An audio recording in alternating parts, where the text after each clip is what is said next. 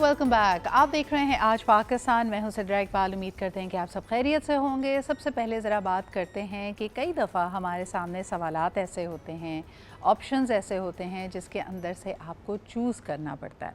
आपने अक्सर सुना होगा कि बड़ी मुश्किल से छोटी मुश्किल या मुसीबत बेहतर है, और कई दफ़ा हमारी ओरिएंटेशन ज़िंदगी में यही होती है। हमें लग रहा होता है कि हम ना तो कर नहीं सकते, लेकिन जो ऑप्शंस हैं अगर उसमें से एक सिलेक्शन करनी पड़े तो वो सिलेक्शन दिल से नहीं होती, वो सिलेक्शन मजबूरी से होती है।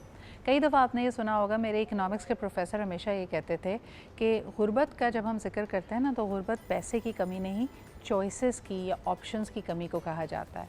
जैसे अगर आपके पास खाने को नहीं है, ऑप्शंस नहीं है, बहुत बड़ा कोई दावत में मल्टीपल डिशेस नहीं लगी हुई हैं, सो ऑप्शंस फिर यही होते हैं, टेक इट और लीव इट।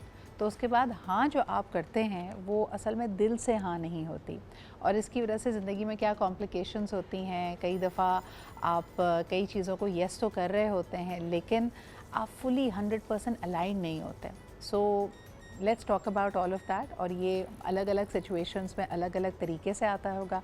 कई दफ़ा ज़िंदगी आपको सरप्राइज़ करती है कि आपने दिल से हाँ नहीं कहा होता, लेकिन आपको जो नताइज मिलते हैं वो आपकी सोच से भी बेहतर होते हैं। तो अगर आपको वो रास्ता चुनना है तो ये पॉसिबल कैसे हो पाएगा? Let's talk about all of that. हमारे साथ आज मौजूद हैं राना महमूद अकरम। आप एक बिज़नेस ओनर हैं, बहुत शुक्रिया महमूद साहब हमारे साथ मौजूद होने के लिए। खतीजा इमरान भी मौजूद हैं जो कि एक HR प्रैक्टिशनर हैं, नेविगेशन कंसल्टेंट हैं। I would like to understand, navigation आपकी कंपनी का नाम है या आप नेविगेट कर रही होती हैं किसी चीज़ को? कैसी हैं आप खतीजा? आप बताएं। Very nice to meet you. Thank you so much. अब महमूद साहब आप बताएं सबसे पहले कि ज़िंदगी में कभी ऐसा कुछ हुआ है बिज़नेस रिलेटेड जहां आपने शायद इंतखाब इस बेसिस पे किया है कि यार जो अवेलेबल ऑप्शंस है ना उसमें ये बेहतरीन है, वैसे दिल से मेरे हाँ नहीं है? जी बिल्कुल Sidra, first of all thanks for having me here. Actually business में ऐसे बहुत सारे पॉइंट्स आते हैं जहाँ पर हमें बहुत सारे ऑप्शंस मिलते हैं। लाइक मेरी कुछ डील्स थी, तो उसके अंदर हमारे पास डिफरेंट ऑप्शंस थे, कुछ कंटेनर्स थे। उसके अंदर ऐसा हमें महसूस हो रहा था कि यार अभी मार्केट प्राइस जो है वो इंक्रीज़ होने वाले हमारे रॉ मटेरियल्स के। बट फिर भी हमारा एक कस्टमर था, क्लाइंट था, तो हमने कहा यार इसको ना नहीं कर सकते ना, अगर ना करेंगे तो हमारा जो फर्दर जो आगे का रिलेशन है वो ख़राब होता है। सही। तो स्पेशली यहाँ पर क्या है, फियर ऑफ रिलेशनशिप रिजेक्शन, मतलब हमारा जो रिलेशनशिप है वो ख़राब ना हो, इसके लिए हमें वहाँ पर हाँ कहना पड़ा। लेकिन अनफॉर्चुनेटली ऐसा हुआ अल्हम्दुलिल्लाह कि जो हमारे रॉ मटेरियल थे बाकायदा उसके प्राइजेज़ जो हैं वो डिक्रीज़ हो गए, और फिर जो हमारा वो ऑर्डर था अल्हम्दुलिल्लाह हमने वो क्लियर किया और विद प्रॉफिट क्लियर किया। तो वही बात जो भी आपने मुझसे की कि जो कई दफ़ा हमें हाँ कहना ऐसा सरप्राइज़ दे जाता है और ऐसा मतलब बेनिफिट दे जाता है कि जो हमने एक्सपेक्ट नहीं किया होता। अच्छा, कई दफ़ा कहा जाता है कि बिज़नेस में ख़ास तौर पे और लाइफ में भी जब सक्सेस आपके पास आ रही होती है बड़ी स्पीड के साथ आती है, यानी आपको बहुत, अगर आप सोच विचार में पड़ गए, अगर आप प्रोक्रेस्टिनेट करते लगे तो फिर ऑब्वियसली आपके लिए चीज़ें और कॉम्प्लिकेट हो जाती हैं, एंड इट इज़ नॉट वो मौका हाथ से निकल जाता है। जैसे ये चीज़ अक्सर आप स्टॉक एक्सचेंज में देखते हैं कि भाई आज और अभी इसी लम्हे फ़ैसला लेना है, अगर देर की तो फिर मौका हाथ से निकल जाएगा। हमारे साथ इस वक्त वजिया भी मौजूद हैं। वजिया, इस प्रिंसिपल के ऊपर ना बहुत सारे कैपिटलिस्टिक स्कीम्स चल रही हैं। मिसाल के तौर पे सेल्स एंड डिस्काउंट्स, हर चीज़ हमें यही फ़ील कराती है कि आज अभी इसी वक्त फ़ैसला लेना है। कभी कभार हम चॉइसेस से भी ओवरवेल्म हो जाते हैं, ये ख़वातीन शॉपिंग में महसूस करती हैं। तो आप क्या समझती हैं इस पर? सबसे पहले आपसे शुरुआत करते हैं कि एक तो कभी कभार ऑप्शंस को देख के दिल से आवाज़ आती है कि this is the one I want.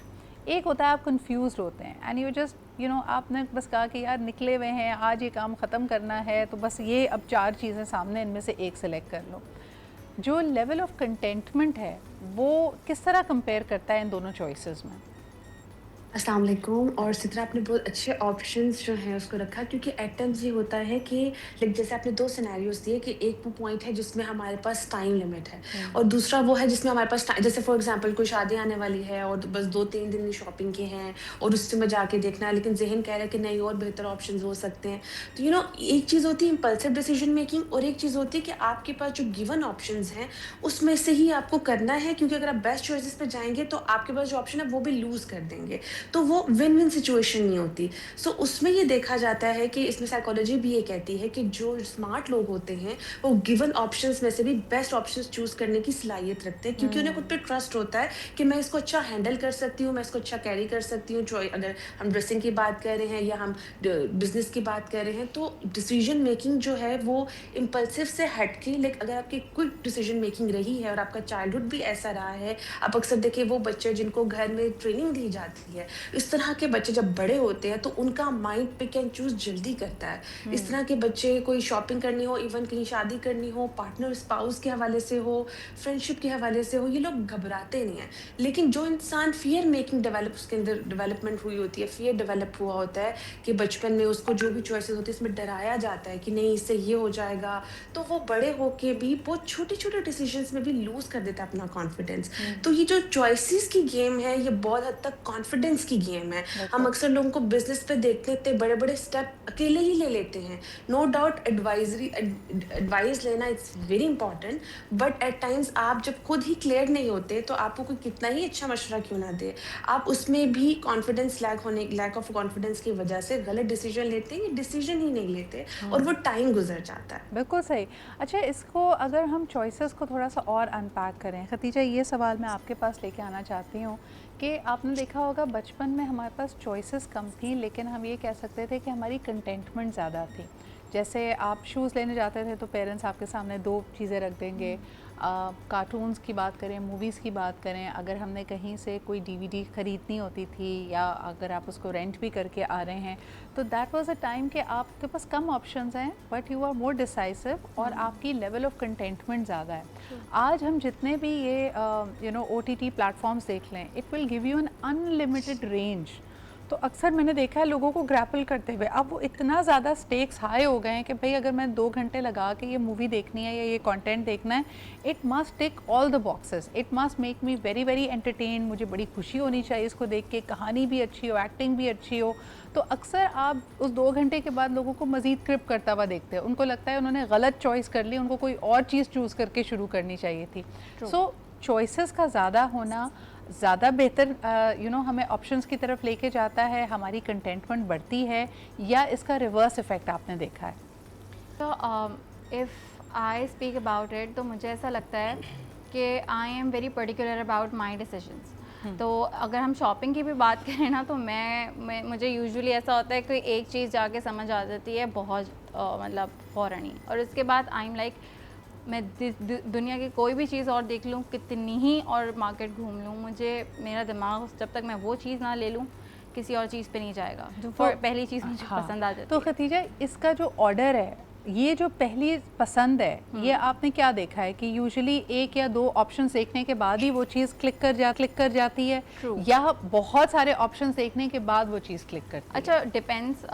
कभी कभी एक दफ़ा देखने के बाद ही क्लिक कर जाती है, कभी एक आध दफ़ा देखने के बाद क्लिक कर जाता है। यूजुअली ये होता है कि मुझे पता होता है बैक ऑफ द माइंड कि what I am looking for and what I want, and I would just, जैसे मैं अपने शॉपिंग पे भी जाती हूँ तो मेरे हस्बैंड भी यही कहते हैं कि अल्हम्दुलिल्लाह मुझे उनको मेरे साथ ये वाला इशू फेस करना नहीं होता कि आई हैव टू Indecisive हो रहे हैं। I am not indecisive, I wouldn't buy anything and I would want to get it exchanged. ठीक है। तो या अच्छा, एक सवाल महमूद मैं आपके पास लेके आती हूँ कि जी, बिज़नेस में जब आप पार्टनर या टीम सेलेक्ट कर रहे होते हैं, तो लोग वैसे तो इंटरव्यू करते हैं, रहन सहन देखते हैं, बैकग्राउंड चेक करते हैं, लेकिन मैंने बड़ी इंटरेस्टिंग एक बात एक बिज़नेस कोच की सुनी थी कि अगर आपने वाकई अंडरस्टैंड करना हो कि एक बंदे की पर्सनैलिटी क्या है, आप उनको कॉफ़ी पे लेके जाएं और आप रियलाइज़ करेंगे कि उन्होंने कॉफ़ी ऑर्डर करने में वो कितने पर्टिकुलर हो रहे हैं, कितने निटपिकर हो रहे हैं, उसकी कीमत, उसके फ्लेवर, अच्छा जी ये डालो, ये फ़लाना ना डालो, ये साइज़ होना चाहिए, फिर पीने के बाद एक सिप लेने के बाद नहीं, सही नहीं बनी है। सो ऐसे लोग एक्चुअली आपके पूरे प्रोसेस को, आपकी चीज़ों को स्लो भी कर सकते हैं। सम पीपल में इंटरप्रेटेड कि यार कितना डिटेल ओरिएंटेड आदमी है, कितना उसको पता है कि एग्जैक्टली उसको क्या चाहिए, लेकिन in business and in life such people are giving too much life energy to very basic things, यानी एक कॉफ़ी ही तो है वाली चीज़, और आप अगर उस पर इतना टाइम सर्व कर रहे हैं तो फिर आप कभी स्केल अप नहीं कर पाएंगे। आप इस एग्ज़ाम्पल को कैसे देखते हैं और आपकी इस पे क्या एक्सपीरियंस है? जी बिल्कुल ऐसा ही है। फॉर एग्ज़ाम्पल ऐसा है, हमारे पास कोई ऑर्डर अगर चल रहे होते हैं तो हम जब किसी बंदे को हायर करते हैं, आपकी एग्ज़ाम्पल बहुत अच्छी है, तो ये सारी चीज़ें देखी जाती हैं। अब एक काम है वो मेरा 2 दिन का है, ठीक है? और जो बंदा मैंने रखा हुआ है, एम्प्लॉयर रखा हुआ है, वो उसी काम को मतलब उसके अंदर और डिफरेंट चीज़ें ऐड करता जा रहा है, करता जा रहा है, करता जा रहा है, जो कि हमारे काम से रिलेटेड नहीं है, ठीक है? फॉर एग्ज़ाम्पल हम हमारी टॉवल मैन्युफैक्चरिंग का काम है, अब मैंने एक टॉवल बनाना है जो कि सिंपल है और मुझे पता है कि यार ये फ़लानी जगह से जो है मैं बनवाऊँगा तो वहाँ से मुझे ये कॉस्ट आ रही है, दैट्स इट। अब वो क्या करेगा जी, बीच में विज़िट्स अलाइन कर देगा, ठीक है? यहाँ पे भी फलानी देख जगह से, लें, यहाँ पे हाँ, भी देख यहाँ भी देख लें, लें, ये उसके बेहतर पास क्वालिटी का हो सकता है। बिल्कुल ओके। ऐसा ही है, बिल्कुल ऐसा ही है। और इसके अलावा फिनिशिंग के लिए भी वो इसी तरह यार ये नहीं ये कर ले, तो मतलब वो बहुत ज़्यादा टाइम जो है ना वो लूज़ कर रहा होता है। इससे क्या होता है कि हमारी जो डेडलाइन होती है ऑर्डर्स की वो निकल जाती है और जब बिल्कुल। डेडलाइन्स निकल जाती है सो डेफ़िनेटली हमें बहुत ज़्यादा हर्टल्स होती हैं, कस्टमर की तरफ से रिलेशनशिप जो है ख़राब होने का ख़तरा होता है। तो ये सारे मामला होते हैं बिल्कुल इसके। सही। अच्छा जी, हम देखते हैं एक छोटा सा ब्रेक और उसके बाद ज़रा चॉइसेस पे आएंगे। अच्छा, ज़िंदगी कभी कभार आपको किसी ऐसे मोड़ पे ले जाती है कि चॉइस पसंद की ना भी हो लेकिन चॉइस लेनी पड़ जाती है, उसके बाद उसको दिल से कबूल कैसे करें? आपको बहुत सारे ऐसे यंगस्टर्स मिलेंगे जो कहेंगे भाई मैं तो ये वाली डिग्री पढ़ना ही नहीं चाहता था, लेकिन क्या करूं, मुझे यहाँ पे एडमिशन दिला दिया गया। फिर इसी तरह कहा जाता है कि लाइफ पार्टनर, मैं तो यहाँ शादी करना ही नहीं चाहती थी, बस मैं पेरेंट्स के कहने पे या दबाव की वजह से कर दी। जो फ़ैसले आप ले लेते हैं चाहे वो आपकी मर्ज़ी के ना हो, उनको दिल से कबूल कैसे किया जाए, इस पर बात करेंगे एक छोटे से ब्रेक के बाद।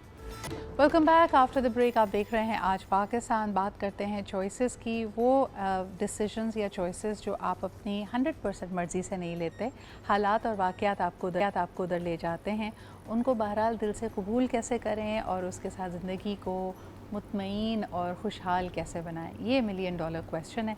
ये सवाल सबसे पहले वजह आपके पास लेके जाती हूँ क्योंकि कई ऐसे लोग मेरे ख़्याल में टाइम ट्रैप हो जाते हैं। मैंने अक्सर लोगों को जिनकी मर्ज़ी के मुताबिक उनकी ज़िंदगी का फ़ैसला नहीं होता, एक जगह पे उलझा हुआ देखा है कि ना वो आगे बढ़ पा रहे होते हैं, ना उस डिसीजन को अंडू कर पा रहे होते हैं, ना उसको फुली कबूल कर पा रहे होते हैं।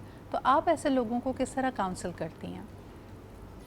बिफोर गोइंग टू से कि मैं कैसे काउंसल करती हूँ, मेरा अपना भी पर्सनली एक्सपीरियंस है, इफ यू अलाउ मी तो आई जी कैन प्लीज़। शेयर कि मैं हमेशा लॉ करना चाहती थी और मैंने 4 साल लॉ पढ़ा और मेरी मदर ने एकदम जब हम एडमिशन लेने लगे और सडनली कहा कि साइकोलॉजी में अप्लाई कर दो।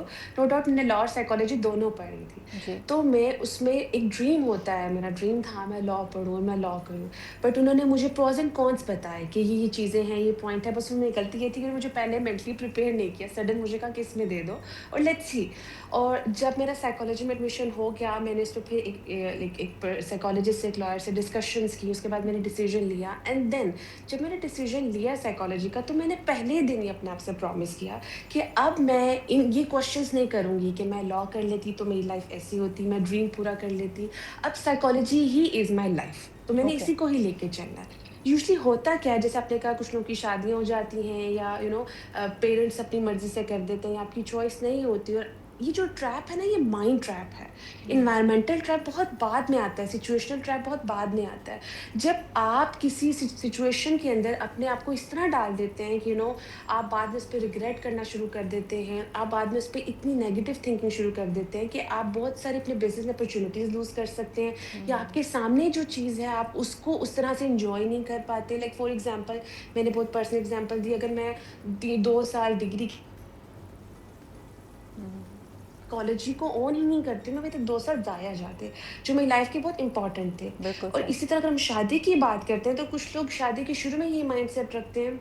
इसी तरह मेरे पास कपल्स आते हैं जो ये कहते हैं कि हमारा हस्बैंड हमें ये कह रहा है कि तो मेरी अम्मी की पसंद थी, मतलब मैं 5-6 साल से यही सुन रही हूँ, वाइफ आके मुझे ये कह रही होती है। हाँ। जब आप किसी चीज़ को, किसी पर्सन को, किसी रिलेशन को या बिजनेस को जब ऑन ही नहीं करते, आप विक्टिम अपने आप को समझना शुरू लेकिन करते हैं, लेकिन तो वजह ये, automatically you are absolutely right, लेकिन ये थोड़ा scenario, I want to come to the partnerships and married life, लेकिन वो थोड़ा ज़्यादा कॉम्प्लिकेटेड है।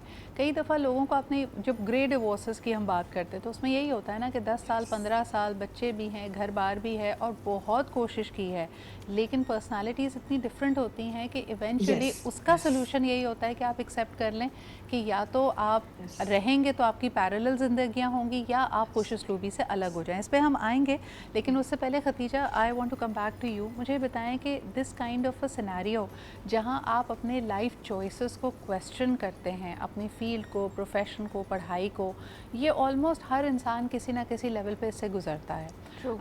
ख़ास तौर पे अगर मैं आपकी फ़ील्ड की बात करूं, एचआर में बात करूं, आप देखेंगे कि कई लोग किसी एक फ़ील्ड में एक रोबस्ट करियर बना रहे होते हैं। आजकल तो एआई टेक्नोलॉजी सारी फ़ील्ड्स को डिस्टरप्ट कर रही हैं। सो सडनली या तो उनकी अपनी सेटिस्फैक्शन उस फील्ड से ख़त्म हो जाती है या they get into a transition where they will be replaced. तो ये चाहते ना चाहते आपको डिसीजन लेना पड़ता है कि अच्छा अब मेरा फ्यूचर क्या है। Some people decide to do their own business, some people decide to I don't know कुछ नया पढ़ने की कोशिश करते हैं। आपके पास कोई अगर ऐसा प्रोफेशनल आए जिसने ज़िंदगी मिड करियर प्रोफेशनल हो, 10 7 8 साल काम कर चुका है और अब उसको समझ नहीं आ रही है, ना उसको सेटिस्फैक्शन मिल रही है, नयापन का एहसास हो रहा है और वो अपनी फील्ड बदलना चाहता है, तो आप उसको क्या मशवरा देंगी? मुझे लगता है कि उनको वही करना चाहिए जो वो अच्छा कर सकता है, पहली बात। दूसरी चीज़ ये कि अगर मैं किसी चीज़ से सैटिस्फाइड नहीं हूँ और मेरा उस चीज़ में दिल नहीं लग रहा, मैं उसको अच्छा नहीं कर पा रही, तो अगर मैं उसमें स्टे करती भी हूँ तो भी मैं परफॉर्म ही नहीं कर सकूँगी, तो मैं वैसे भी मेरा डाउनफॉल हो जाएगा। तो आई वुड सजेस्ट कि भाई you do what you want to do, जो आप अच्छे से कर सकोगे, जिसमें आपका दिल लगेगा। And you can anytime switch your field. There are plenty of opportunities, लेकिन when it comes to opportunities, plenty होने के बावजूद भी market बहुत saturated है। तो you also have to think of कि आपके needs क्या हैं, आपकी ज़रूरियात क्या हैं। अगर आप अपनी field switch करते हो तो either you'll be able to meet your ends need or not. So according to that you have to make your decision. एक तो देखिए जो आप बात कर रही हैं वो इमोशनल एंड साइकोलॉजिकल नीड्स है ना, कि जो मैं काम कर रहा हूँ उसमें मुझे मज़ा नहीं आ रहा, आई एम नहीं, मैं उसकी फटीग्ड, भी आई एम बात कर इमोशनली रही हूँ। फटीग्ड। Yeah. लेकिन at the same time a lot of people are trapped in professions and careers. Mahmood, ये सवाल अगर आपके पास जी, लेके जी। आऊँ, बिकॉज अखराजात हैं। अगर मैं आज ये नौकरी जिस पे मेरा दिल नहीं लग रहा या ये करियर जिसमें मेरा दिल नहीं लग रहा उसको छोड़ दूँ, तो जो उससे इनकम आ रही है उसको कैसे रिप्लेस करूं? और मेरे घर के अखराजात हैं, मेरे बच्चों की फ़ीस है, मेरे घर का बिल वगैरह है, तो वो तो देना है ना। तब आपके पास चॉइसेस भी नहीं है और आप फ्रस्ट्रेट भी हो रहे हैं। ऐसे शख्स को आप क्या मशवरा देंगे? देखिए, सबसे मेन चीज़ जो आपने बात की कि बहुत सारे लोग वाक़ई इसी ट्रैप के अंदर जो है स्टक हुए हैं, क्योंकि उन्हें हमारे स्कूल टाइम से सिखा दिया जाता है कि भाई आपने जॉब करनी है, अच्छा पढ़ेंगे तो अच्छी जॉब करेंगे, अच्छी जगह पर आपको नौकरी मिल जाएगी। तो वो उसी ट्रैप के अंदर जो है होल्ड हो जाते हैं ना। तो फिर आगे क्या होता है कि जब वो अपना प्रोफेशनल लाइफ में जाते हैं तो जॉब के साथ साथ फिर उनकी ज़िम्मेदारियाँ डेफिनेटली उनके ऊपर आती है। जैसे आपने बात की फ़ीसेस हैं, तमाम एक्सपेंसेस हैं, तो उनके डेफिनेटली माइंड में यही डर होता है कि यार अगर मैं ये जॉब को लीव करता हूँ तो मेरे ये जो तमाम अखराजात हैं, जो एक्सपेंस है, ये पूरे नहीं हो सकेंगे।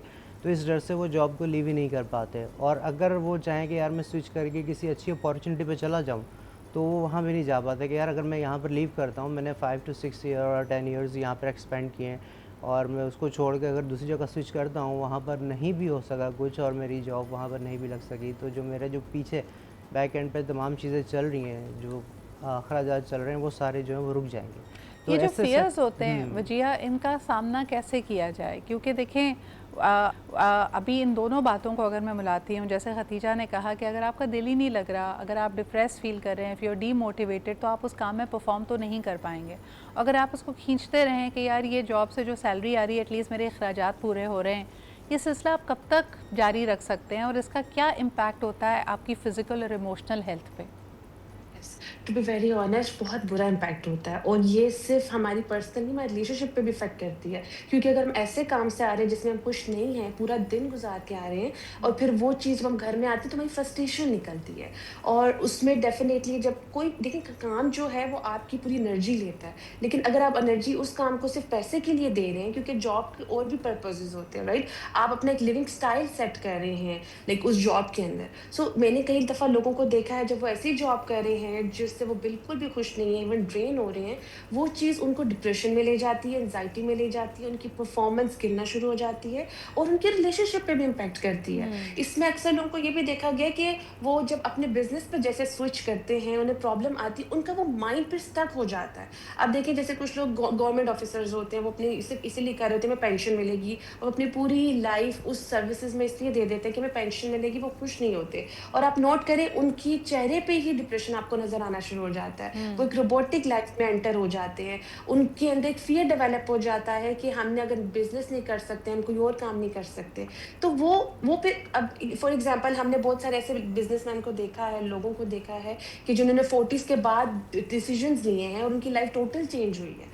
तो इसमें मैं ये ऐड करना चाहूँगी कि आपको उन चॉइसेस को देखना चाहिए, लेकिन प्रोस एंड कॉन्स को सामने रखते हुए, ताकि आपको एकदम से वो फ़ियर ना आए कि मैं तो बिल्कुल स्टक हो गया हूँ, ना मैं अपना बिज़नेस कर सकता हूँ, ना ही मैं अब जॉब भी मैंने छोड़ दी है। तो आपको सिंसियर पर्सन से, प्रोफेशनल पर्सन से डिस्कस करके इसकी अपॉर्च्युनिटीज़ पे जाना चाहिए, और स्विचिंग कभी भी इंसान को पीछे नहीं लेके जाती, वो उसको आगे लेके जाती है अगर वो मेंटली प्रिपेयर होके आगे जा रहा है। बिल्कुल सही। अच्छा, ये प्रोफेशनल लाइफ में तो किया जा सकता है, रियल लाइफ एज इन के पर्सनल लाइफ में जहाँ आपकी हो सकता है इसी किस्म की आपके इज़्दिवाजी ज़िंदगी में आ रही हो, पर्सनल लाइफ में आ रही हो, तब आप क्या करें? तब आप चीज़ों को फ़ौरन छोड़कर वहाँ से निकल तो सकते नहीं हैं। सवाल यहाँ पे ये भी है कि क्या ये एक नेचुरल साइकिल ऑफ लाइफ है? क्योंकि अब कई स्टडीज़ की गई हैं, स्टडीज़ ऑन हैप्पीनेस, और कहा जाता है कि you are your unhappiest at the age of 47 and 48। ऐसा क्या होता है इस एज पे कि आपको अपनी ज़िंदगी की तमाम चॉइसेस जो आपने मजबूरी में हाँ की या दिल से हाँ की, वो तमाम फ़ैसलों पे आप दोबारा वापस जाकर एक क्वेश्चन मार्क लगा देते हैं? इस पे बात करते हैं जी एक छोटे से ब्रेक के बाद। Welcome back after the break. अच्छा जी, ब्रेक पर जाने से पहले मैं आपको बताई थी कि numerous studies done on human happiness ख़ास तौर पे आज के ज़माने में पॉइंट आउट करती हैं कि तकरीबन 45 से लेके 48 तक की एज में आप अपने लोएस्ट पे होते हैं। आपकी ज़िंदगी से जो इत्मीनान और ख़ुशी होती है वो कम हो जाती है। ये बुरी बात नहीं कर रही, लेकिन जितना भी इसका सैम्पल साइज़ लिया गया है, there are so many changes happening. क्योंकि इसमें एक रियलाइजेशन जो लोगों के सामने होती है वो ये है कि they have spent a large number of years already. अब उनके जो वो गुजार चुके हैं वो नंबर ऑफ़ ईयर्स ज़्यादा हैं, जो उनके सामने ज़िंदगी रह गई है वो शायद कम है। उसमें हेल्थ इश्यूज़ भी हो सकते हैं, उनको फ़िज़िकल चेंजेस भी अपने अंदर नज़र आ रहे हैं, शायद उनकी हिम्मत ताकत भी कम हो रही है। तो कहीं ना कहीं वो जो एबिलिटी थी रिस्क लेने की या एक ज़िंदगी को एक ओपन कैनवस की तरह देखने की, वो कम से कम होती चली जाती है। तो आपको लगता है अब चॉइसेस हैं ही नहीं, अब मैं क्या सब चीज़ों को रीस्टार्ट करूँ? महमूद, इस बारे में आप क्या कहेंगे? इर्द गिर्द आपके कई ऐसे लोग होंगे जो ये डिससैटिस्फैक्शन फील कर रहे हैं, लेकिन लाइफ को रीस्टार्ट या रीसेट नहीं करना चाहते। ये वो उम्र है जिसमें आप नया कारोबार करते हुए भी घबरा रहे होते हैं, मुल्क को चेंज करना, एक शहर से दूसरे शहर जाने से भी घबरा रहे होते हैं, मैरिज में भी अगर आपको प्रॉब्लम्स आ रही होती हैं तो आप उसको चेंज नहीं करना चाहते या उनको एड्रेस नहीं करना चाहते, बस जैसा चल रहा है उसको चलाने दो। क्या मशवरा होगा और आपने क्या नोटिस किया है इस एज के लोगों के बारे में? बिल्कुल सदरा, ऐसा ही है कि स्पेशली जब इंसान 40 या 45 इयर्स की एज पे पहुंच जाता है, तो इवन आजकल जो हमारी इकॉनमी चल रही है, जो क्राइसिस चल रहे हैं, जो इस तरह के मामलात हैं, उन सबको देखते हुए इंसान मेंटली तौर पे बहुत ज़्यादा डिस्टर्ब और स्ट्रेस्ड हो चुका होता है। और फिर दूसरे बात जो ह्यूमर्स फैलाए जा रहे हैं, जिस तरह से आजकल नई नई बीमारियाँ आती जा रही हैं, तो वो इंसान के अंदर एक फ़ियर पैदा करता है, और वो फ़ियर उसको क्या करता है, इन तमाम चीज़ों से रोक रहा होता है कि यार मैं अब बिज़नेस स्टार्ट करूँगा तो पीछे पता नहीं लाइफ कितनी है, फ़ियर ऑफ डेथ है, ये सारी चीज़ें। तो इसकी वजह से वो अपने आप को एक्सपेंड नहीं कर पाता, अपने आप को मतलब बिज़नेस की साइड पे या किसी भी साइड पे मूव ऑन नहीं हो पाता। जैसे कि आपने कहा कि खुशी जो है वो कम होती जाती है इसके साथ साथ। अच्छा, इसके अंदर एक बड़ा जो रोल किरदार अदा करता है, वो जहाँ तक मेरा ख़्याल है कि आपका ये सोशल मीडिया और ये जो मोबाइल फ़ोन्स हैं इनका है। क्योंकि आजकल जो न्यू जनरेशन है वो अपने बड़ों को छोड़कर, कम्युनिकेशन गैप बहुत ज़्यादा आ गया ना, अपने बड़ों को छोड़कर वो एक साइड पर अपने अपने रूम्स में या अपना अपना टाइम एक्सपेंड कर रहे होते हैं। तो उनका एक कम्युनिकेशन गैप है बड़ों के साथ, जो कि पहले नहीं था। ठीक है, तो अब जब बड़े नई टेक्नोलॉजी से मुतारिफ़ भी नहीं है और उनको इस चीज़ का इल्म भी नहीं है कि आगे क्या चीज़ें आगे आती जा रही हैं, तो ये एक मतलब बैड इम्पैक्ट क्रिएट करती है उनकी हेल्थ के ऊपर भी और उनकी थिंकिंग के ऊपर भी, उनके विजन के ऊपर भी। बिल्कुल सही। खदीजा, आप क्या समझती हैं कि जो डिससैटिस्फैक्शन है ख़ास तौर पे मिड एज में, I want to ask you specifically the perspective of women. Women try to be all rounders, सबसे अच्छी बहू भी बनना है, सबसे अच्छी बेटी भी बनना है, सबसे अच्छी माँ भी बनना है। उनके लेवल ऑफ सेटिस्फैक्शन और ख़ास तौर पे dissatisfaction with their own choices, हो सकता है पसंद की शादी की थी, लेकिन by the time you're in your 40s ज़िंदगी जैसे इमेजिन की थी उससे बहुत मुख्तलिफ है। ख़वातीन में आपने क्या रुझानात देखे हैं? अच्छा, सबसे पहले तो आई थिंक कि मुझे थोड़ा सा इस चीज़ से एग्री कि पहले और आज हर ज़माने में जो है व्हेन यूर अबव 40 50s में हो, आप अर्ली 50s में हो या लेट 50s में हो, आप डिसअपॉइंटेड होते थे तब भी अब भी। दैट्स बिकॉज आप कभी किसी बहुत हसलिंग ट्रैवलिंग से वापस आते हो या आप कोई बहुत इन्जॉय करके किसी पिकनिक से वापस आते हो तो भी आप घर आके यू फील वियर्ड और you feel saturated stuff like that. तो वैसे ही जब आप एक पूरी ज़िंदगी अपने करियर को देते हो, फिर आप अपने बच्चों को देते हो या फिर जो भी आपकी लाइफ की चीज़ें, आप उनमें अपनी जान, अपनी सारी एनर्जी लगा देते हो, and at that time of time and in that period of time जब आपका रिटायरमेंट सॉर्ट ऑफ एज आ रहा होता है, जब बच्चे भी बड़े हो जाते हैं, जब आपका करियर भी स्टॉप हो जाता है, जब आपकी लाइफ थोड़ी सी लोनली सी हो जाती है, that is the reason why so many of us feel कि now we are demotivated or we are You're sad right. or we are I mean, upset. आपने बड़ी अच्छी बात की कि 40s is also usually the time when parents become empty nested. यानी Yeah. या तो बच्चे कॉलेज चले गए हैं या शादियां हो गई हैं, तो वो एक अकेलापन, you come face to face with the things that you were probably running away from. और ये हर एरा में रहा है, एंड हाँ. Specifically if you talk about women, तो औरतें घर को ज़्यादा टाइम देती हैं। और फिर अब मैं सिर्फ घर की बात नहीं करूँगी, अब लोग काम भी कर रहे हैं, पहले भी कर रहे थे, तो उसको भी हर चीज़ हम ज़्यादा, मुझे लगता है ज़्यादा अपनी एनर्जी, अपनी इमोशंस भी दे देते हैं। मुझे ऐसा लगता है फीमेल्स सिर्फ और सिर्फ अपनी फ़िज़िकल एनर्जी नहीं देती, बल्कि अपनी इमोशनल एनर्जी भी दे देती हैं, चाहे उनका काम हो, चाहे उनका घर हो। एंड और फिर जब वो टाइम आता है जब आपकी सारी चीज़ें, जैसे I was watching that drama, I don't remember the name, Mawra का ड्रामा था, मावरा हुकैम का।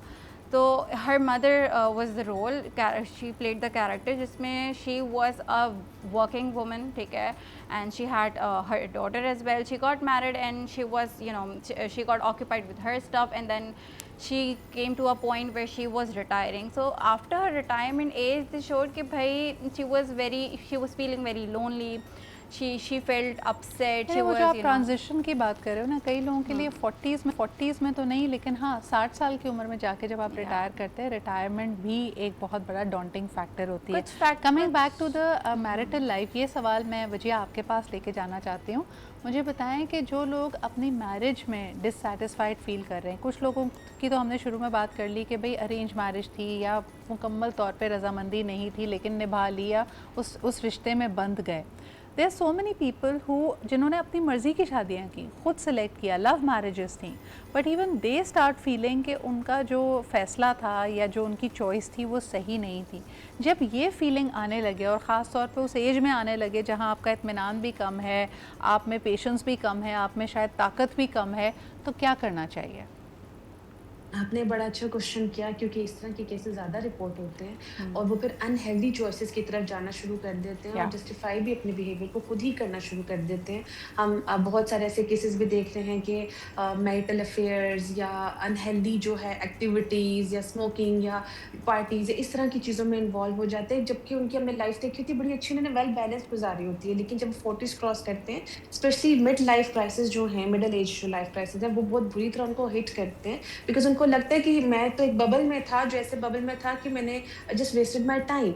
वो थॉट जब भी हिट करती है कि जो मैंने सोचा हुआ था चीज़ें वैसी नहीं हैं, क्योंकि वो जब आप हसल में होते हैं तो आपसे बहुत सारी चीज़ें आप नहीं पिक कर पा रहे होते। तो जब आप रिटायरमेंट की तरफ जाते हैं या आप 40s 50s क्रॉस करते हैं, तो फिर आप कंपैरिजन भी करते हैं, आप सोचते भी हैं, पास्ट की लाइफ को भी बहुत ज़्यादा रिकॉल करते हैं। वहाँ पे आपको डिप्रेशन या एंजाइटी बहुत बुरी तरह हिट करता है और फिर उसमें आप चॉइसेस भी गलत लेने लग जाते हैं। लेकिन आपने एक बड़ी अच्छी बात की कि उस टाइम पे चॉइसेस की जो विंडो होती है वो बहुत लिमिटेड होती है या वो एट टाइम्स अनहेल्दी चॉइसेस की तरफ चली जाती है। तो यहाँ पे आपने मुझसे क्वेश्चन ही किया कि कैसे डील करना चाहिए। देखिए, मैंने सबसे इम्पॉर्टेंट चीज़ एक नोट की कि जो इंसान अपने आप से खुश नहीं होता, वो बहुत ज़्यादा दूसरी चीज़ों में भी उलझना शुरू हो जाता है।